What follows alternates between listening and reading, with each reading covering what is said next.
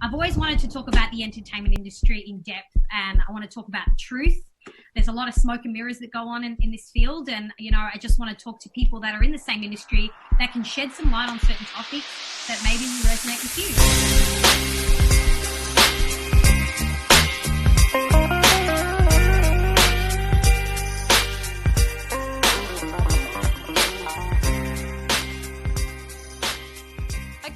So I am here with model and influencer Yasemin Islek. Hello. Oh, how you going? So when did you say to yourself, yes, I want to be a model? It was when I was 14 when I got my makeup and hair done for my cousin's engagement. I just felt very beautiful and, I took some photos of myself and I felt like so confident in front of the camera. And it just really gelled with me. And I just felt like, wow, I have a knack for this. And I could just sit there and take so many photos in my room and I just had fun doing it.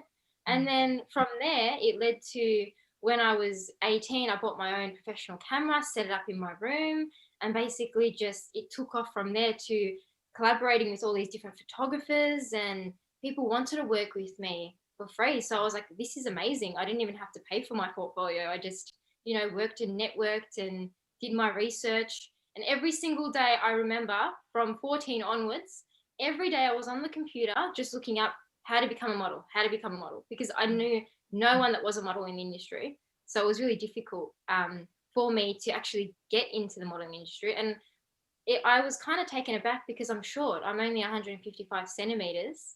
Wow. So I was thinking, oh my God, like who's going to want to represent me because I'm so short, and you have to be 175 centimeters to be a model. And then, I just kept going regardless of that. I felt like, you know what, I've got a talent. I'm just going to keep going and someone will see my potential. And slowly later, When you say it was really difficult being the height that you were, what kind of difficulties did you go through? Discrimination was a big thing in the modeling industry. It still is to this day. It's about what the client wants, and it's also about what the agencies want, mainly. So I was getting rejected so much just because of my height for a very, very long time. And I didn't let that stop me. I kept going.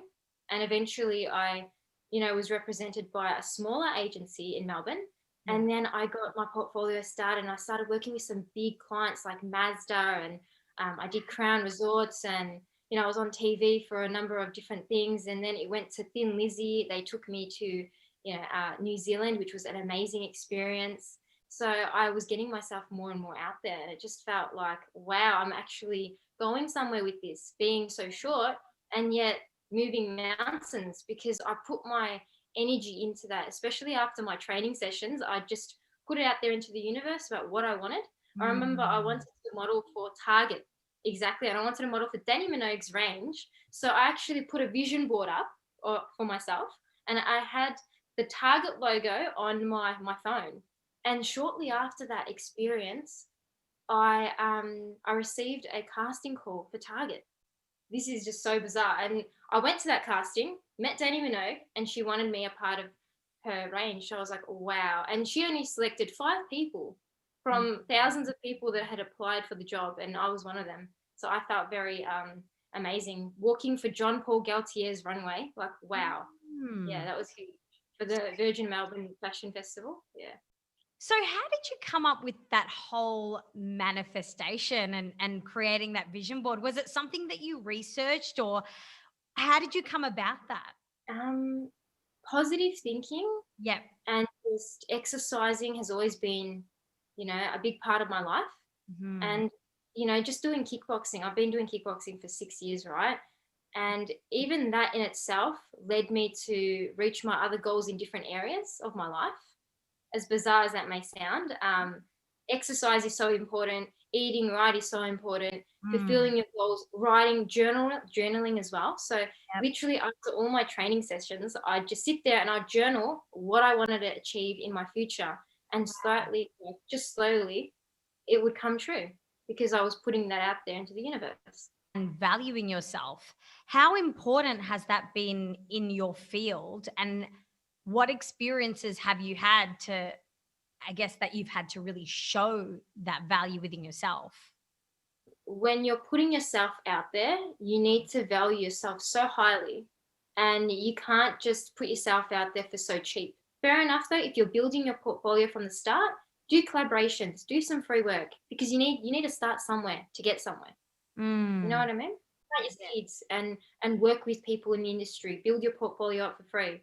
But also, when you are well rehearsed within your craft and you know what you're doing in front of the camera, then start charging people, your hourly rate, and make sure that you're getting what what you deserve.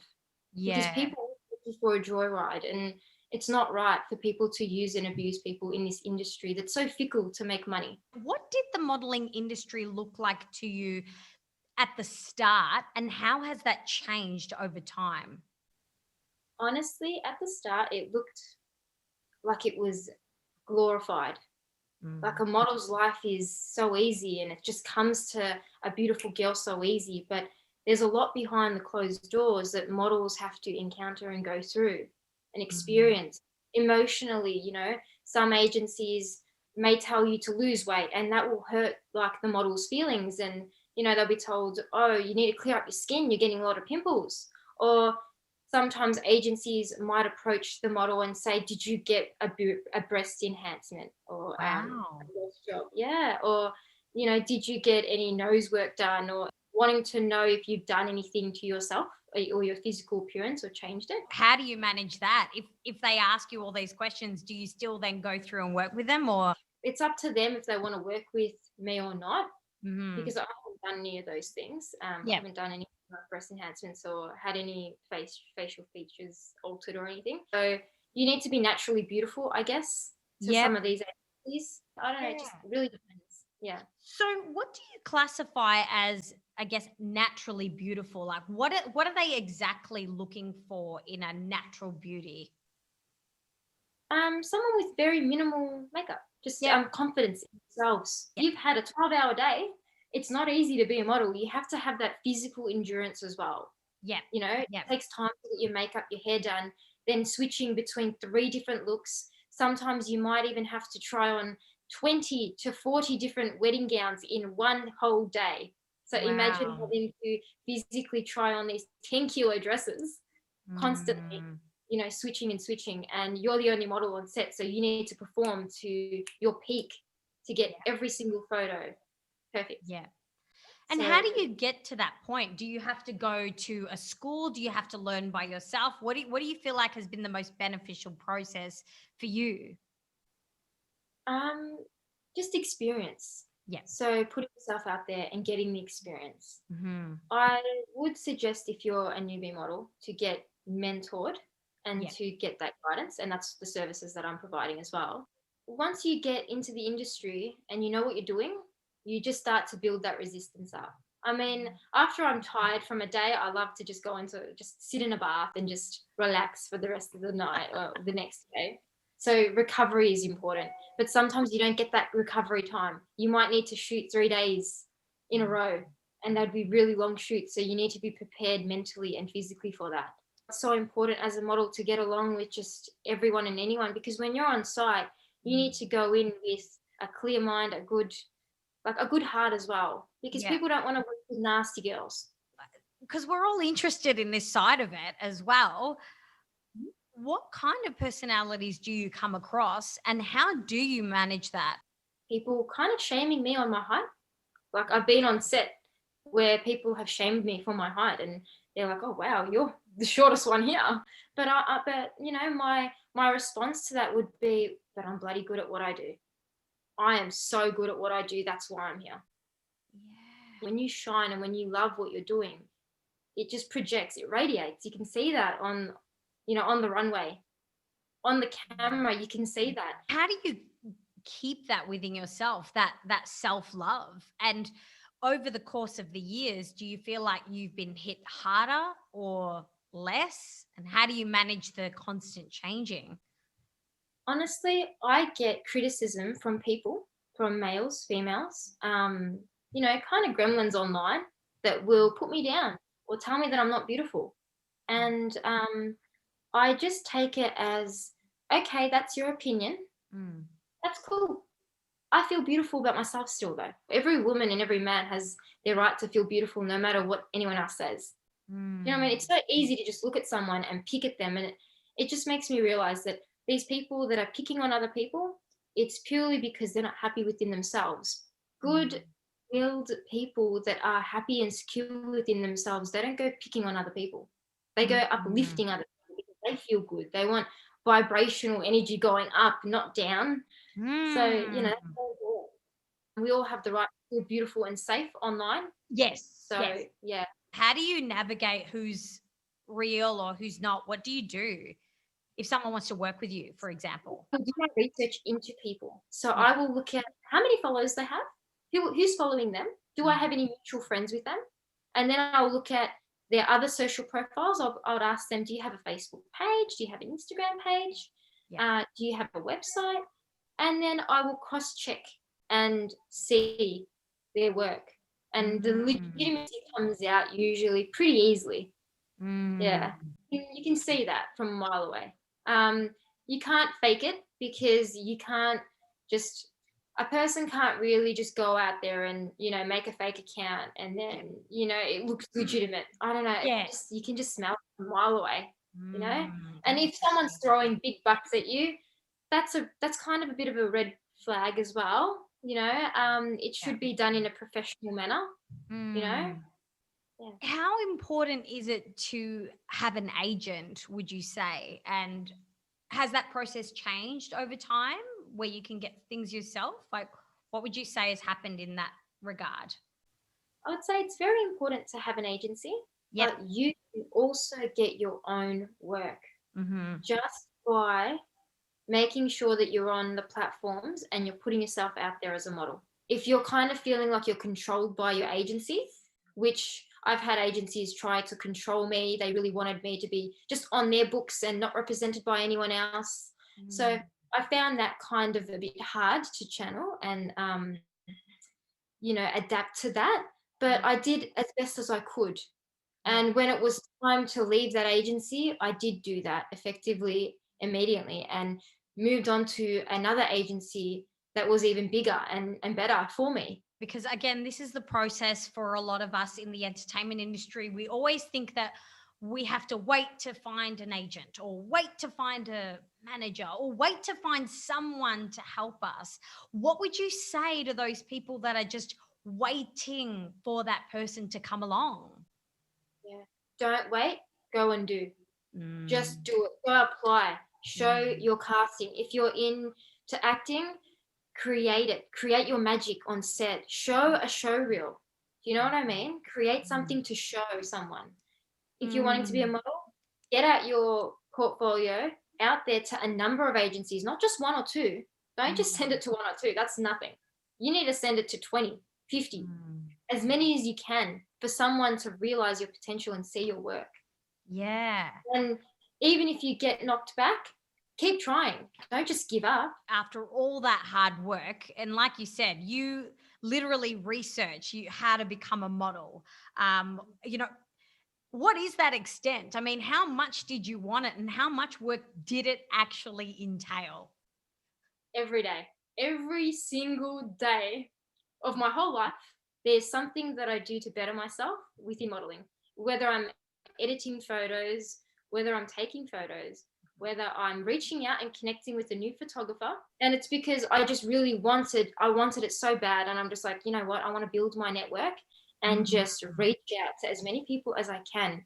Look, here's me and just let's go, let's do this. Like if I wasn't so passionate and I didn't love it so much, I wouldn't be here today.